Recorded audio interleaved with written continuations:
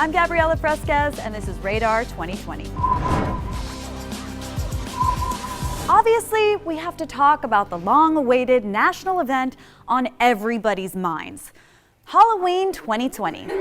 Like, is trick-or-treating canceled because of COVID? Will every costume need to incorporate a mask? And will the Mike Pence's fly costumes beat out the Joe Exotics, or will the Dr. Fauci's and Sexy Purells turn it out? If Halloween is any indication for how the upcoming presidential election will unfold, we can expect it to be frightening, chaotic, and full of people not social distancing in the streets. I mean, how can they, with the way early voting is played out in certain states? People forced to wait in long lines, with many having to cast provisional ballots because by the time they get their turn, polls are closed. But whether the cause for delay is machine glitches in Fort Bend, Texas, or the results of drastically reduced polling sites in Union City, Georgia, the voters largely affected have been people of color. With everything going on today, I felt especially motivated to get out here and stand in whatever length of line I have to be in.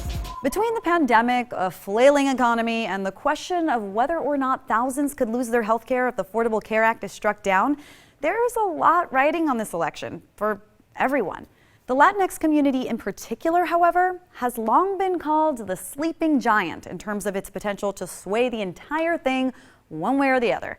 The question is, will it finally wake up? The issues that are driving me to vote right now are taxes, cost of living, and immigration. This whole political cycle has just overcharged every issue. So personally for me, I'm voting because everything's at stake. Who's going to help us get out of the current situation that we're in with the pandemic, as we know? People have just lost everything because of coronavirus, so I feel like that's really important to really bounce back. The thing is, there really is no such thing as a Latinx voting bloc. Apart from our universal and unquestionable devotion to Flamin' Hot Cheetos, there's no common identity that all 32 million of us eligible voters share. A fact made abundantly clear by journalist Paola Ramos in her new book, Finding Latinx. You have actually said that Latinx is a political term because it forces you not to think about our community as a monolith. That's right. So I would ask you, why is it so important for political leaders in particular to acknowledge that diversity of our communities and not view us that way? When you start to look at us in a more diversified way, when you start to look at like all of the different nuances, you start to get more people to come and vote for you. And so I think that's why the admiration for Democrats hasn't been growing. It's been steady, but it hasn't been growing. You were actually the deputy director of Hispanic media for Hillary Clinton in 2016. What, in your experience, was the most effective strategy to connect with our communities? In politics, the strategy is that you need to be present all the time, not just 4 weeks before the election. You want to be in people's faces all the time. I think one thing that Hillary Clinton did really well and that we did really well is that we were constantly in the Spanish language market, right? She would call into radio talk shows all the time. She would have conversations on Telemundo. Now, the other reality is that a lot of Latinos don't speak Spanish, right? That a lot of young Latinos, speak Spanglish. And so, right, yeah. But that is a reality, right? Like most young Latinos will probably talk to you like this in Espanol. And so I think that's where we could have done a way better job into understanding like how can we talk to Latinos in a different way than we're talking to their parents, which I think people are still trying to figure out. And I think that's one of the biggest problems is that we've been focusing so much on the older generation of Latinos, right? On folks like my parents, that we've sort of lost track in resources and the understanding of like where are young Latinos? What are they looking at? Where are they on? And most likely it's like right here on this show. Like you probably attract more young Latinos here than maybe Joe Biden has. Latinx people have different political affiliations, religions, cuisines, and physical appearances. And on the one hand, we say we're not all the same. On the other hand, attempts to categorize ourselves is a method of building political power. That's what one Latinx pioneer set off to do exactly 60 years ago. Ed Roybal, a Mexican-American former congressman from California, made it his life's mission to create a national Latinx voting alliance, essentially birthing the idea of the Latinx vote. This is the first time that Hispanic Americans have played an important role in the conduct of a democratic national convention. Through his efforts, Latinxs were able to join forces with African Americans to renew the Voting Rights Act and fight for the rights of working class people of all colors. But Fast forward to 2020, and the votes of these same working class communities could be at risk. Black and Latinx voters largely prefer voting in person, but because we're in a pandemic and because most of us can't spare 5 to 10 hours to wait in line, we've had to grapple with the concept of voting by mail, something that breeds fear over our votes not being counted. And who can blame us? What with all the drama over ballot drop boxes in Texas being limited to 1 per county, or California's Republicans setting up unofficial ballot drop-off boxes. Governor Greg Abbott ordered 1 location per county, forcing more than 2 million registered voters to share. The state GOP in the process of installing unofficial ballot boxes in at least 3 counties. If voters are misled to surrendering their ballot to this drop box, no security guarantee, no guarantee that their ballot will actually end up at the county. The party says it will continue collecting votes. I mean, why don't we just get rid of democracy altogether? So inconvenient these days. All fears aside, though, we have a civic duty to vote. So how are we expected to vote on November 3rd?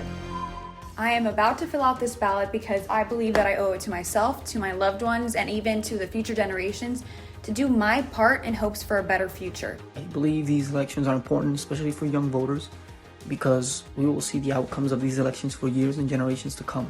As a first-generation American, as a Latina, and as a woman, this is my opportunity to use my voice and tell our political representatives, this is how I envision the future, this is what I believe in, and it's my time to hold them accountable.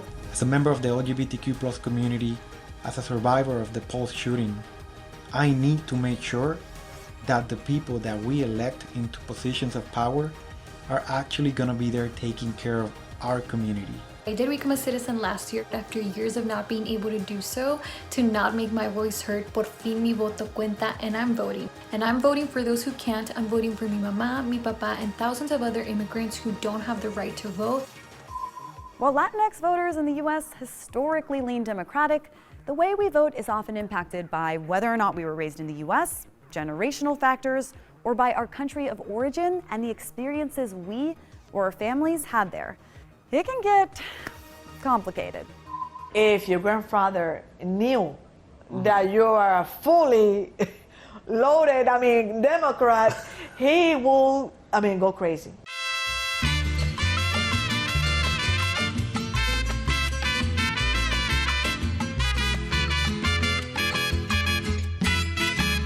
Because they say, oh, the new generation, they don't know about Cubanism. That's why they're going to fall into it. But that's not true.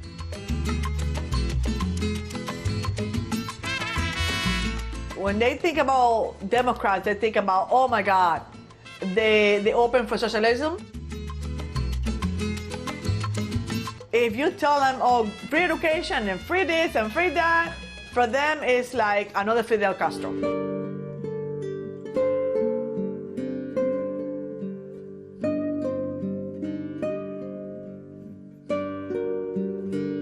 He came to power 1958. The 26 de Julio, led by Fidel Castro, had turned out the tyrant Batista.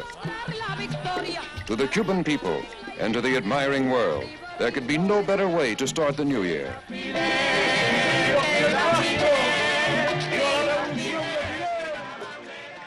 To understand these Cuban-American family stories, you have to go back to the Cuban Revolution and the Cold War. On New Year's Eve 1958, Fidel Castro seizes power from Cuban dictator Fulgencio Batista, backed by popular support from a nation that desperately hoped for change from political corruption and brutal totalitarian regimes. He inaugurated a revolutionary agrarian reform program and began to appropriate American-owned property. Castro had repeatedly called for honest general elections, but once he had achieved power, such elections would be postponed indefinitely. Within 6 months of gaining control, Castro turns to expropriation and new, heavier taxation. Property, land, private businesses, and foreign assets, regardless of ownership nationality, were confiscated by the government. Cubans are afraid of socialism because from socialism you go to communism. They're afraid what they go through. They went through hell. Our generation, I think we just stick to whatever the parents said. Yeah. Now you guys are saying, no. I'm not gonna stick to my parents what they're saying. I'm seeing what's going on. I'm gonna do some changes. We can understand it, we can't feel it, we can't remember what it's like, but we know, like, okay, this is what my family went through. And I don't want that, but I do realize too that things are not okay here. The lack of attention to Latinx communities, especially during an election season, is frustrating. But the reality is that political campaigns often end up focusing on the people they know are definitely going to vote. And Latinxs have a pretty shoddy record when it comes to voter turnout in the US, because many simply don't think their vote matters. So, is it a self-fulfilling prophecy, or should we expect more from our leaders? Could higher voter turnout change how our concerns are met in future elections? Are you thinking about how you can make a Mike Pence's fly costume sexy? Me too, and it's weird. How candidates are reaching out to the so-called sleeping giant of Latinx voters matters. But to connect with us, Hispandering isn't the answer.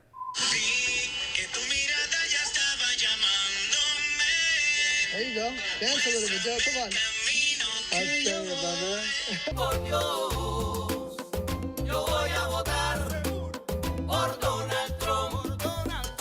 I don't know whether to laugh or cry or vomit, which is literally like the entire theme of 2020. Because, okay, fine, we love music, but we know we don't get politicians' attention until you really need us. Which explains why both campaigns keep hitting two Latinx-heavy battleground states hard in the last weeks before Election Day, Arizona and Florida. But for many Latinxs, rallying the vote often begins at the dinner table, where teens and parents have been gathering for centuries to discuss all the greatest hits of Latinx taboos: sex, Jesus, y la política. I remember that day he came home and my mom had already gone to vote, and I was like, hey Dad, have you gone to vote yet? And he's like, no, I just got home from work. He goes to work at his second job. So he wakes up for his first job at 4 a.m. He'll come home around 1 p.m.-ish, and then he has to leave for his second job at 4 to 5, and he comes back at 11, just to do the same thing the next day.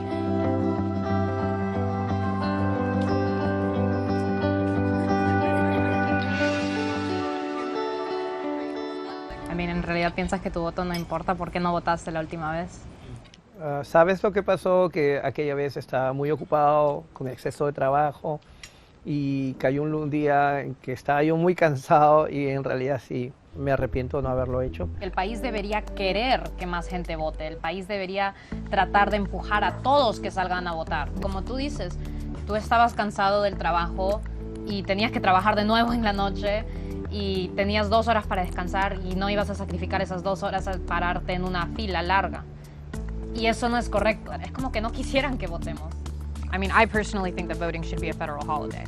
And so no, there is absolutely no guarantee that his boss isn't going to say, come to work right now, or come to work in 2 hours.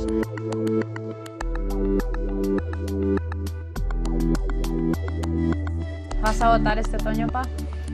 Yo creo que teniendo con el voto podemos hacer de que la comunidad latina vaya ganando poco a poco terreno y tengamos más representantes que también hablen y digan, peleen por nuestros derechos, por nuestras necesidades mayormente. All Latinxs care about healthcare, crime rates, and the economy. The same thing all Americans care about.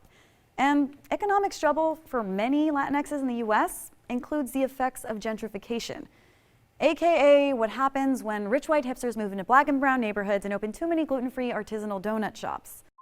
I wanted to ask you about the inspiration behind Gentify. Con estos pinches greedy landlords que nos quieren convertir todos en ramen spots. Stay woke. I grew up trying to assimilate and trying to be as white as I could, and trying to, because that was in my head how my proximity to whiteness was my way to getting to that American dream. And in my 20s, as I'm coming to I'm Chicano and I'm proud and I love my culture, and coming back to reclaiming it. And as I'm reclaiming it, seeing it start to slip away, to see that it was all changing was just so hard. It's like I was already angry, feeling like growing up, it was something that I was robbed of. And then it was literally changing and disappearing. And it's like, my God, it's such a, and to feel like I'm a part of the system that's causing that erasure, it was just so loaded, and that's something that we really wanted to explore and unpack. Do you think that voting locally is an important way to actually mitigate the process of gentrification? Yeah, 100%. I think it's like even more important almost when it comes to protecting our neighborhoods and being able to create and protect our communities. Like it's at that local policy level that we really need to be pushing our representatives to work for us, you know, and not be working against us. Because I think, like I said earlier, the gentrification and what is happening in so many neighborhoods like Boyle Heights, and it's happening all over the world in so many different cities in the major cities in America, it's not happening by accident. It's all happening by design. The executive producer of Gentefied, America Ferrera, as you know, has partnered with Voto Latino, and she's been an extremely vocal advocate for getting out the Latinx vote in particular. And the work that America's been doing is so incredible and so necessary, and especially she has such a focus on Latina voters and Latina women, because that group alone could make or break this election. We got to show up in order to protect our families and in order to protect our immigrants and those most at risk. Too often, Latinxs and immigrants in general are made to feel like they don't belong, whether through gentrification or sometimes their geographic vantage point. Take the building of the wall along the US-Mexico border, for example. You know, the one that Mexico was supposedly going to pay for almost 4 years ago. We were told it was designed to keep out dangerous immigrants. But voters in South Texas, whose properties are essentially being seized by the federal government, aren't buying it. So they're the National Guard. Morning. Morning. Good. No, we're here to watch the river, sunrise.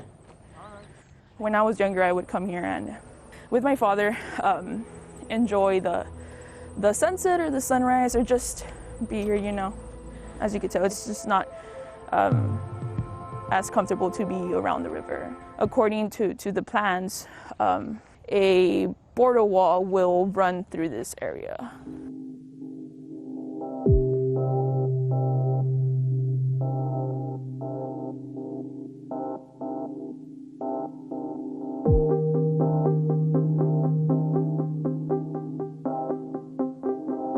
Usually, like, people sign because, I mean, it's kind of intimidating when there's people telling you if you don't sign, we'll take you to court.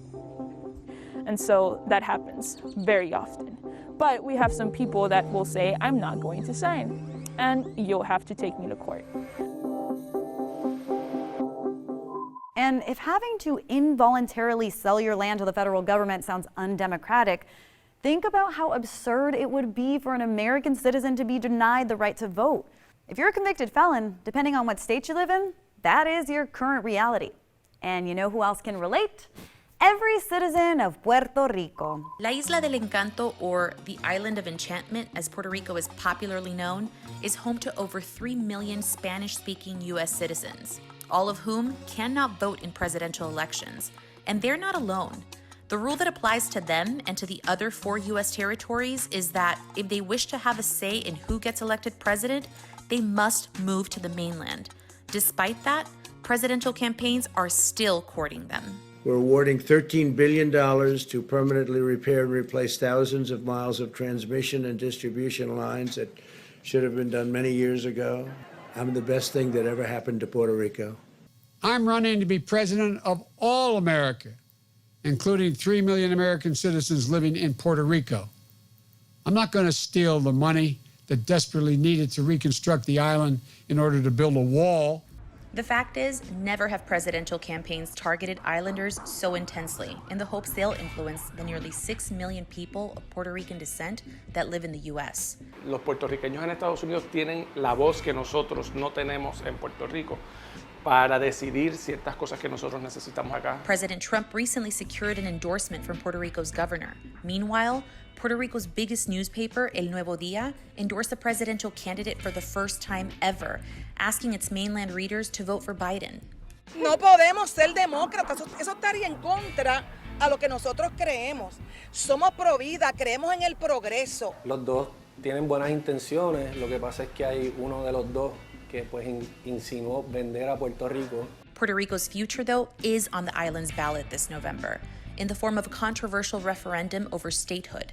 If passed, it could be a first step in securing the island's right to vote in presidential elections moving forward, though others see it as the final step toward colonization. And Puerto Ricans aren't just voting with the island in mind. They're also likely to make a huge impact in swing states like Florida, where their communities have recorded the fastest growth of registered Latinx voters. And someone else who's determined to make an impact is Becky G, a Latinx singer-songwriter who's deeply invested in what it means to be heard, and not just through her music.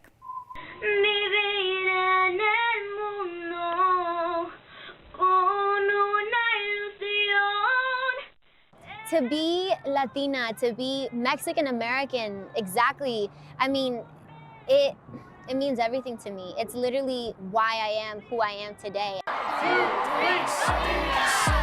Although I was born here in America and I have an American mind, I have a Mexican heart, and that's, to me, my Latinidad is like my heart. I wear my heart on my sleeve. I put it in everything that I do. And I think that's what makes us so, special as a community. I feel like many Latinos and the whole world, the whole country is finding out that there is a systematic oppression to our communities. How does that make you feel? When we talk about the system and people refer to it as broken, I've really started to question that. I don't know if it's a broken system. I really am starting to see that it was meant to be this way, that it was meant to be against our minority communities. And it was never in our favor. We fall through the cracks when it comes to our education system, that, healthcare is not of access to everyone. It breaks your heart. 100% 2020 has woke, I think, everyone up. I don't think I've ever been as passionate as I am about my community as I am today in this year alone. And I think that voting this time around feels a lot different than the last time I voted. And we all know that even the last time we voted, there was a lot riding on it. So I think even now more so, when we take all things into account, all communities, global warming, all kinds of things that I know our communities are passionate about, even more so for sure, I've stepped into it and leaned into it. Are you gonna go vote? Am I gonna go vote? I am going to vote. I have my voting plan ready. I have my family already ready to go. And I think that that's also something that I would love to inspire in everyone else. It's like, registering is one thing. That's just the first step. We gotta show up. We're gonna have, I don't know how many millions of first-time Latino voters this time around for this election. New voters, be ready. Educate yourselves for what is going to be on that ballot. I promise you, your voice matters and your vote matters, for sure. If you need to check your voter registration status, visit vote.org. And if you voted already, post a photo and tag us at Radar Telemundo with the hashtag #VoterOnTheRadar. And for the sake of this great nation, let's hope the results of this election aren't nearly as scary as this pandemic-friendly robotic door that serves up free Reese's peanut butter cups to trick-or-treaters. Everything is gonna be fine, kids. I'm Gabriela Fresquez for Radar 2020. See you next week.